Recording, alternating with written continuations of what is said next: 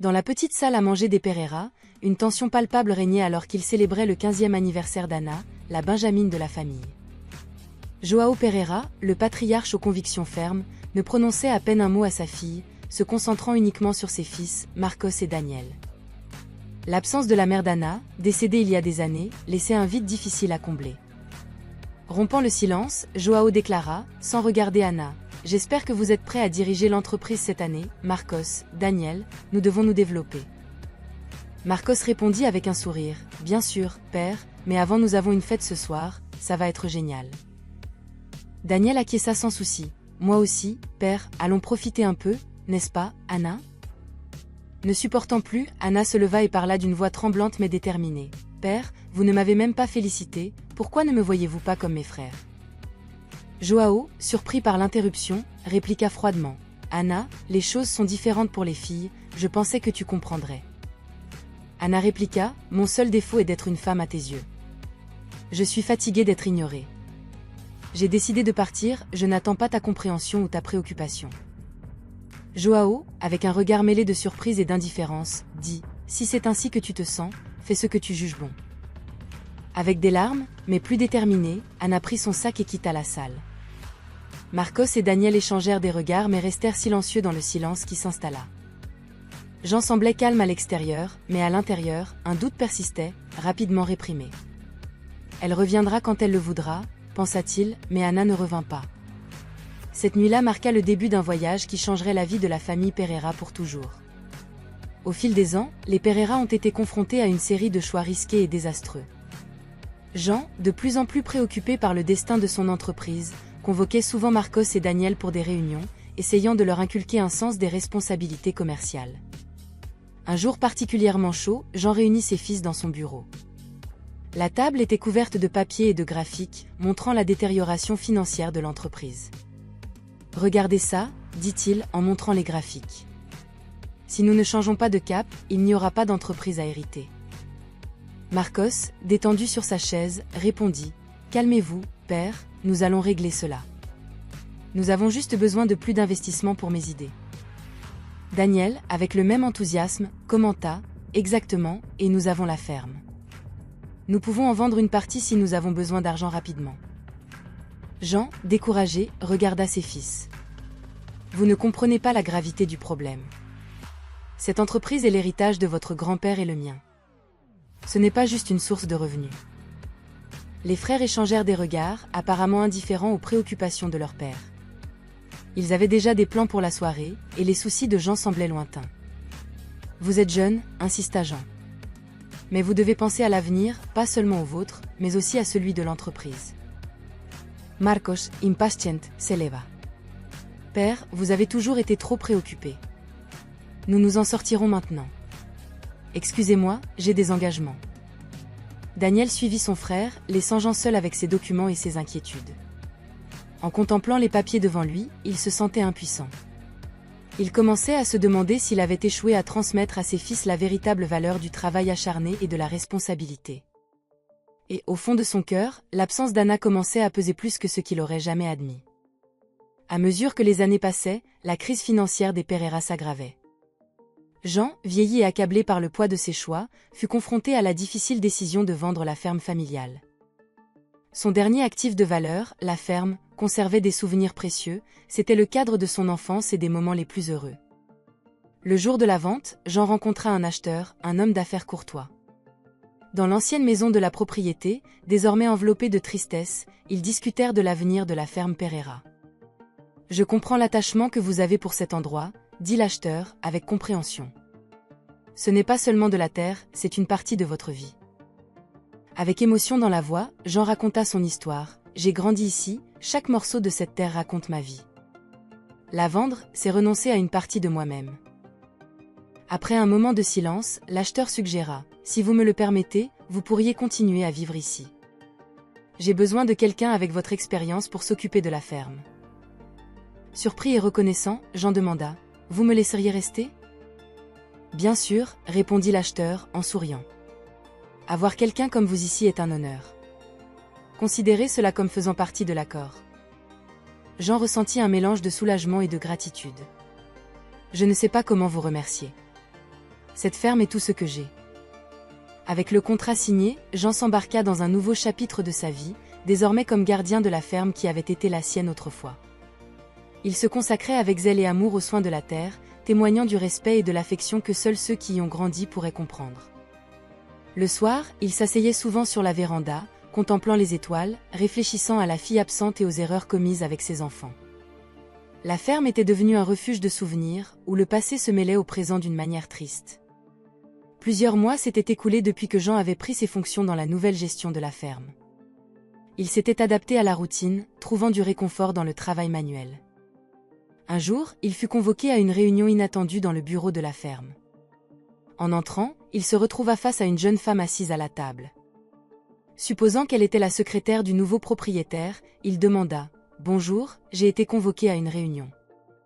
Où est votre patron ?» La femme, calme, répondit « Bonjour, monsieur Pereira.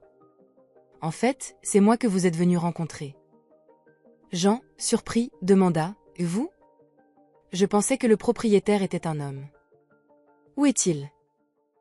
Elle, avec un léger sourire, répondit « J'ai acheté la ferme et maintenant je suis à la tête de l'administration. » Jean, confus, montra son impatience. Qu'est-ce que cela a à voir avec moi? Pourquoi ai-je été convoqué?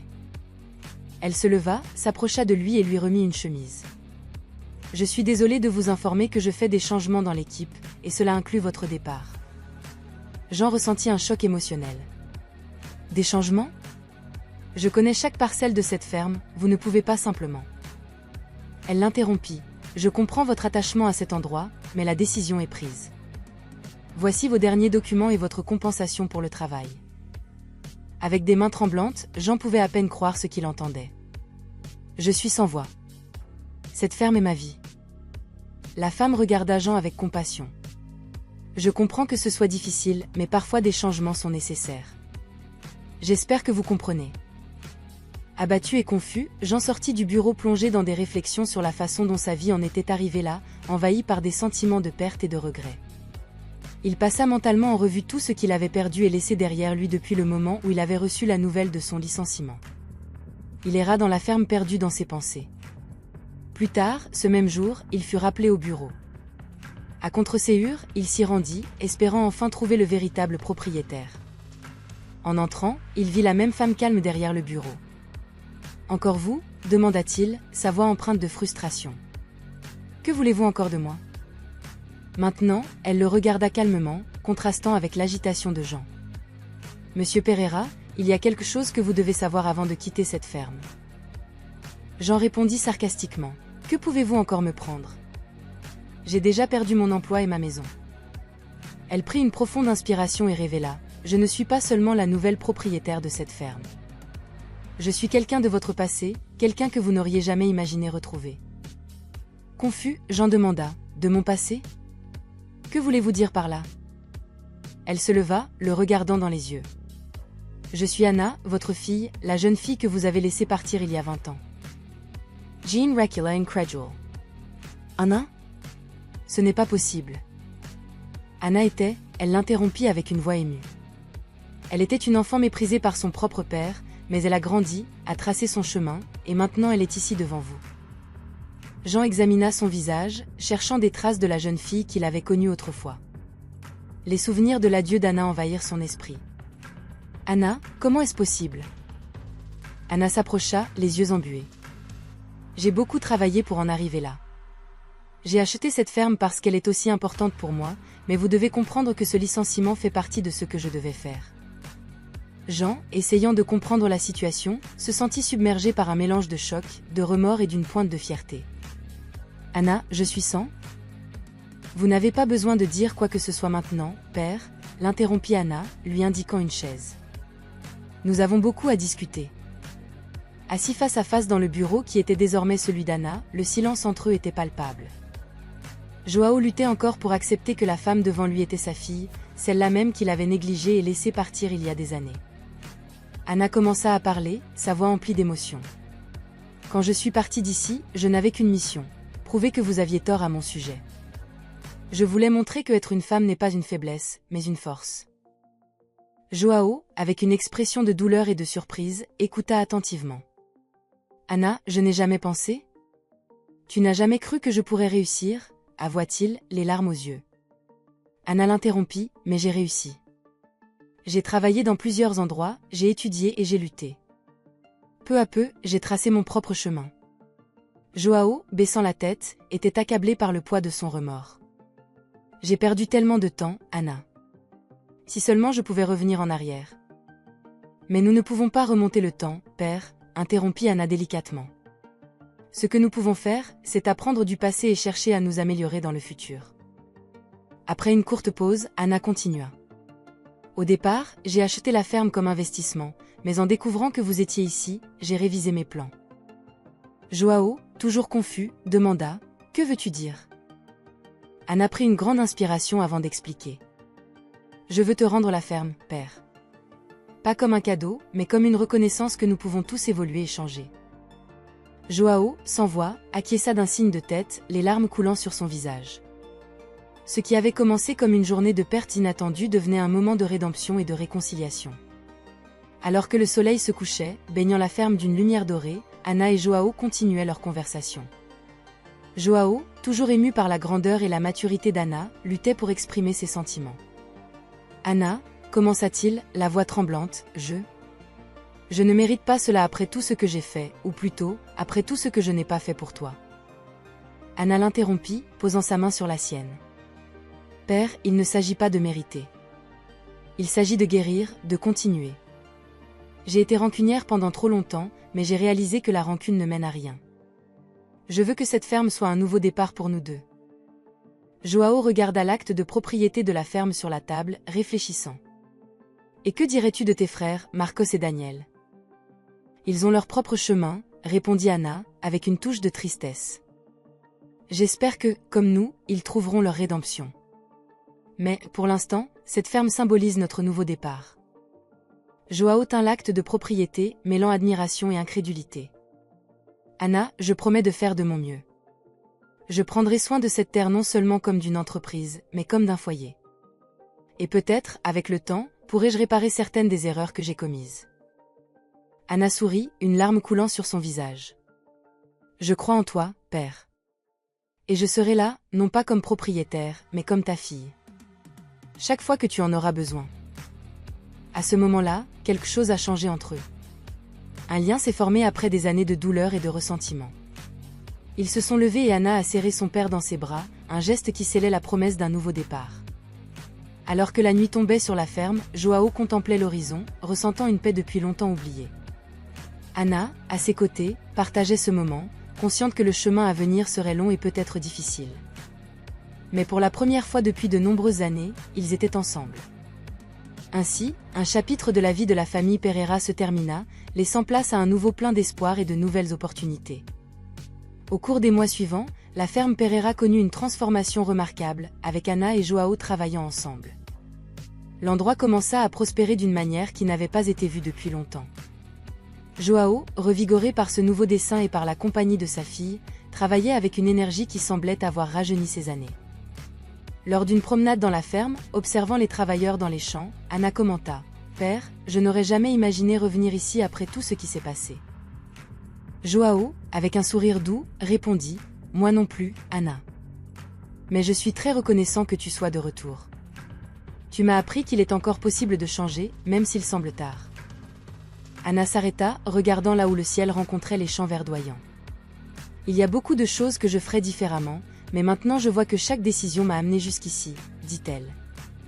Joao ajouta, « J'ai appris que la fierté et les vieilles croyances ne valent pas la perte de la famille.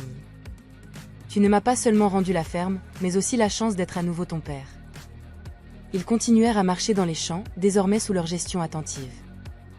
La ferme se renforçait non seulement en tant qu'entreprise, mais aussi en tant que foyer pour eux et pour les travailleurs qui ressentaient le changement positif. Par une chaude après-midi d'été, reposant sur la véranda, Joao dit à Anna « Je veux faire quelque chose, montrer non seulement mon repentir envers toi, mais aussi essayer de réparer un peu ce que j'ai dit à Marcos et Daniel. » Curieuse, Anna demanda « Que penses-tu faire ?»« Je veux consacrer une partie de la ferme à un projet communautaire, » expliqua Joao, un endroit où les jeunes pourraient apprendre sur l'agriculture, les affaires et la responsabilité, quelque chose que je n'ai pas réussi à enseigner à Marcos et Daniel. Anna sourit, émue par l'idée. Ce serait incroyable, père, une façon de partager ce que nous avons appris et peut-être changer la vie de quelqu'un, comme la nôtre a changé.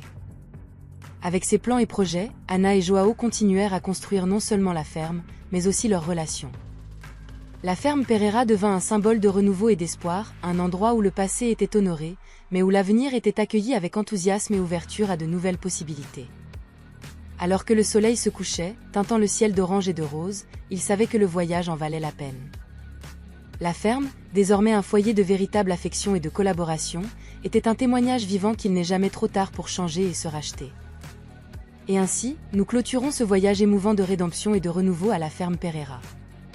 Tout au long de cette histoire de pardon, d'apprentissage et d'amour, nous avons été témoins de la manière dont le temps peut guérir de vieilles blessures et comment le pouvoir du lien familial peut transformer des vies. Nous avons marché côte à côte avec Joao et Anna Pereira, père et fille, alors qu'ils affrontaient les défis du passé et embrassaient un avenir plein d'espoir et d'opportunités.